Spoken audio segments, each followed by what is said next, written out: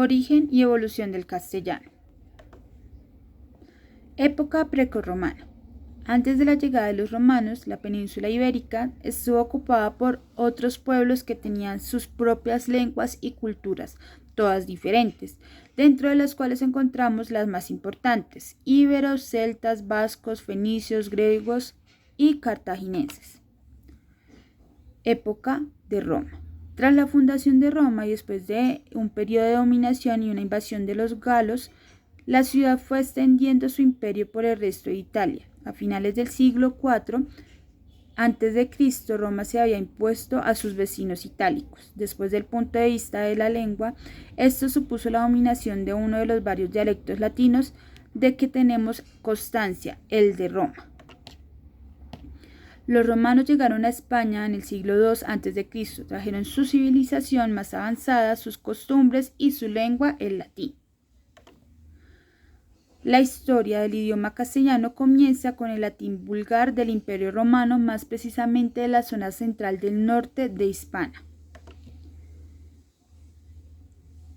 Tenemos entonces que se habla un latín vulgar y un latín culto.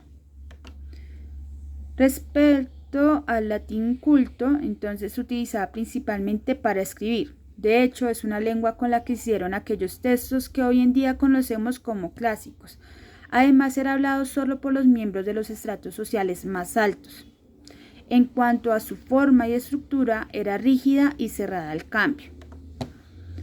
Ahora bien, el latín vulgar es un término genérico empleado para referirse al conjunto de los dialectos vernáculos del latín vivo, hablados en las provincias del Imperio Romano. El latín vulgar o discurso plebeyo tuvo que, por decirlo de algún modo, un proceso de desarrollo más libre.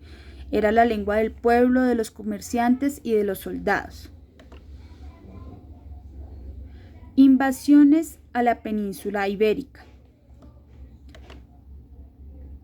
Tenemos la invasión de los visigodos, la invasión de los árabes y el Imperio Romano. Posromana. Tras la caída del Imperio Romano en el siglo V, la influencia del latín culto en la gente común fue disminuyendo paulatinamente. El latín hablado entonces fue el fermento de las variedades romances hispánicas, entre ellas el castellano antiguo. Entonces tenemos que el latín culto era hablado por oradores, escritores, filósofos y era el Senado, y el latín vulgar por soldados, campesinos, pueblos y conquistadores. Después de la caída del Imperio Romano, el latín culto queda oficial para la Iglesia Católica, y el latín vulgar se divide y se origina en las lenguas romances, que son castellano, francés, italiano y portugués.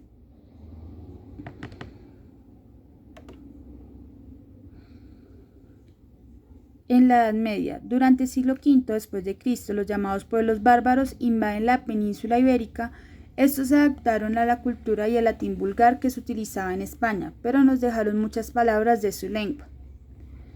Entonces tenemos la palabra parra, ropa, ganso, aspa, guardia, espía, tapa, brotar. En el año 711 se produce la invasión árabe. Casi sin resistencia, los árabes ocupan prácticamente toda la península. Por esto y por la cantidad de tiempo que estuvieron con nosotros, 8 siglos, nos dejaron muchísimos arabismos: zanahoria, alcachofa, taza, cifra. En el norte de España, los cristianos hacen frente a los árabes en pequeños grupos. Su lengua va evolucionando con el paso de los siglos para dejar de ser el latín y formar una lengua nueva, el castellano. El resto de la península surge entonces el catalán, el gallego, el asturleones, el navarro y aragonés.